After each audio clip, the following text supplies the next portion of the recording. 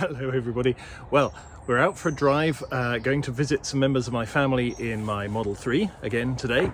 However, this time we have a bit of a difference, which is I'm towing a trailer behind it. Now, I haven't really done this before, except when I picked up the trailer yesterday. This car is fine for towing. It's only rated at about a ton, which is not very much considering its power, but I guess the chassis wasn't really designed for this, so that's the limit that Tesla put on it. But I have an 8-foot long trailer here.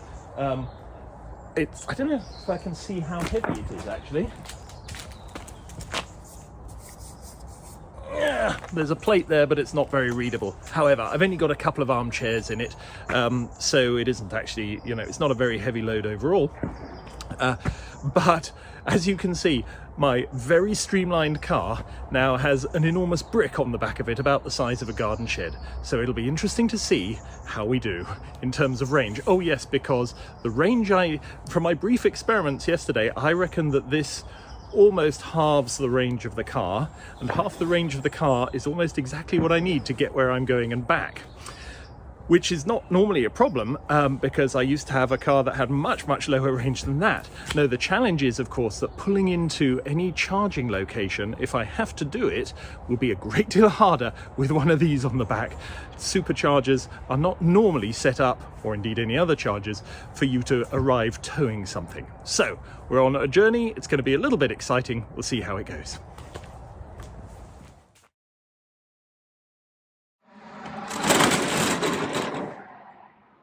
Okay, I'm just taking a look to make sure everything's secure in here. It seems fine.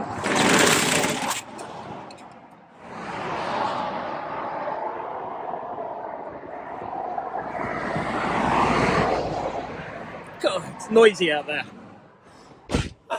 So let's go inside.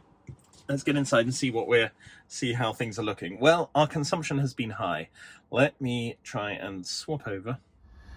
Okay, so this is the rate since we charged this morning, and you can see I'm using 500. I've done 50 miles using 550 watt hours per mile, so that is about twice my normal consumption, I think. And if I look at my journey plan here, you can see that it's predicting I'll have 47% charge when I get to my destination. So that tells me that either when I turn around and come back, I'm going to need to drive in a very different way. It'll be a bit lighter because I won't have those two chairs in the back. Or it tells me basically I'm going to have to charge anyway, and so I don't need to worry too much about it on this leg, as long as I can charge somewhere before I get to zero on the way back, kind of thing. So if I'm going to have to charge, I'm less sensitive about it. For different periods, you can see it varies quite a bit, and some of this is down to different speeds, some of it is going up and down hills, some of it is probably down to wind direction, but the basic, at the moment, total projected range is 69 miles here, and that's not going to be enough to get me there and back, so I'm going to need to charge somewhere. But overall, this is the number that counts, really, is are you going to have enough to do a round trip? If it's less than 50%, probably not. Though it is worth remembering that things like wind can make a significant difference. If there's a 10-mile-an-hour wind against you, that has quite a change on your sort of 60-mile-an-hour wind resistance. I've been going around 60-ish for most of this trip. So one option would be that I could just drive more slowly on the way home, and probably if I just set it at 50 miles an hour, I would get back okay, albeit, with pretty low battery left. But I think I am going to try finding a charger on the way back, and it will be interesting to see what that experience is like when I have a big trailer on the back. For those of you who know superchargers, you usually reverse into them. You have to go quite close. These very high power cables also have to be very short, and so there's no room for slack here. And in some locations there are superchargers where there's one bay that you can kind of drive alongside for precisely this purpose. But in the relatively small number that I've been into in the UK, I've never seen one of those. So I think my only hope is probably to find a place where there are sufficient number of superchargers free, or indeed any other chargers, I'm not devoted purely to Tesla chargers, that you can actually pull across a bay and not inconvenience, you know, anybody. You probably use up 2, 3, 4 bays. So we'll see whether that's possible. If not, I'll just unclip the trailer and go in and then clip it back on again afterwards. But it is interesting to think that this is an issue that probably needs more attention as we move to a more general use of electric cars across the fleet. How are people who are towing things going to cope with the charging needs? Because they will be bigger charging needs when you're towing. Okay, let's get on the way.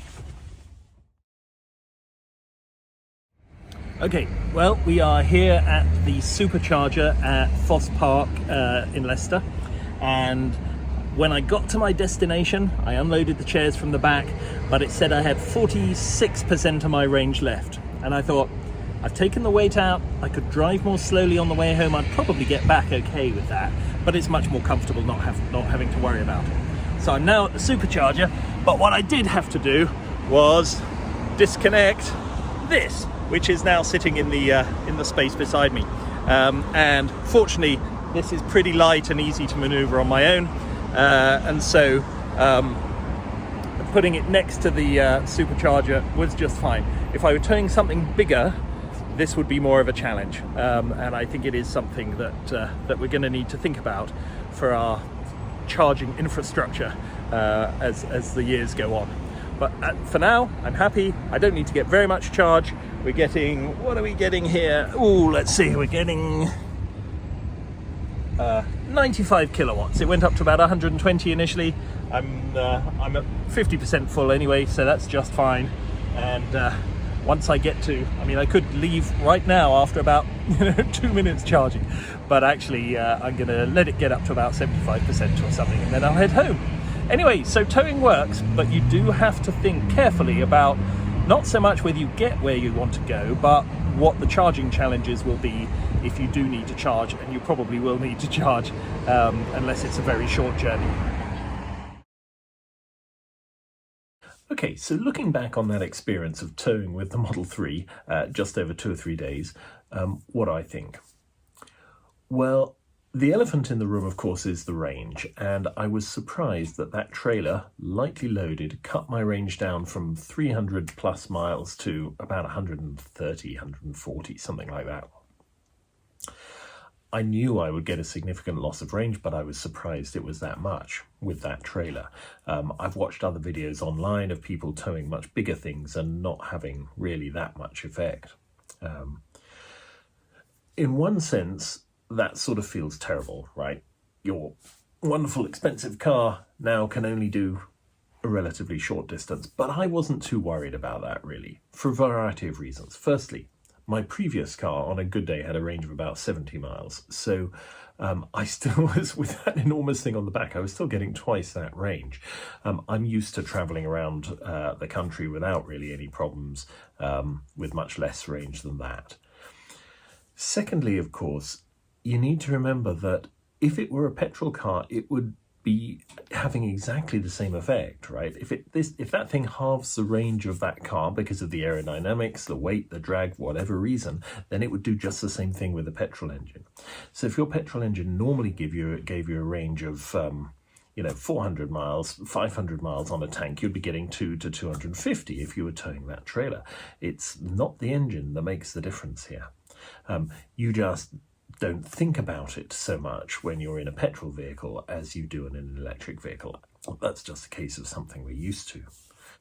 But what you'd also have in a petrol vehicle, of course, is much easier recharging or refueling, because we build petrol stations with the expectation that people are going to drive in, stop for a short period and drive out. We build charging stations with the expectation that people are going to reverse in, sit there for, or drive in nose first in some cases, sit there for quite a long time and then drive out. It's more like a parking bay and less like a road. And that makes sense given the time it takes to charge relative to the time it takes to fill up, but it does have a significant limitation for people who are towing. Now, I do have some questions about that particular trailer though. I have to say it did feel a bit jittery when I was driving it. I haven't tried towing anything else with that car, but it didn't feel as comfortable as some other things I've towed in the past. And I think that could be for a variety of reasons. One is, of course, that the Tesla has very powerful acceleration, and if it's being pulled back, it can put on more power much more suddenly than a lot of other cars could. And so there might have been a sort of impedance mismatch here where the trailer was slowing down, the Tesla was pulling it hard, the trailer was accelerating, then the braking was going on, and so it could have been something a bit like that, which would have had a serious impact on the efficiency.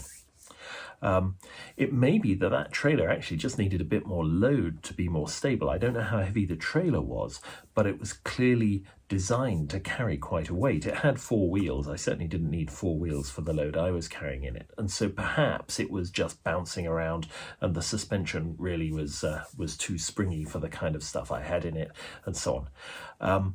But maybe that sort of jitteriness is just what happens when you try and putting a trailer on something that's really a bit more of a sports car. They don't generally fit tow bars to Porsches, and this is arguably more like a Porsche than like the sort of thing you would often use for towing stuff around. So perhaps that's for a good reason. Perhaps the nature of the performance curve isn't just well matched to towing. But they also don't generally fit tow bars to electric vehicles either. And one of the key things for me in getting the Porsche was I wanted to have the flexibility to put stuff on the back. Sorry, in getting the Tesla, was that I wanted to have the flexibility of putting stuff on the back and also of putting stuff on the roof. You can put roof racks on those, and quite a lot of electric vehicles won't let you do either of those. So the fact I could do it at all is kind of interesting. I note, by the way, that as the Model Y starts to become available in other parts of the world, that the Model Y has been given a slightly higher towing rating than the Model 3 as well by Tesla. I think it's nearly 1.5 tons. So it's not a big increase, but it indicates that they are confident that that's a more capable car for it.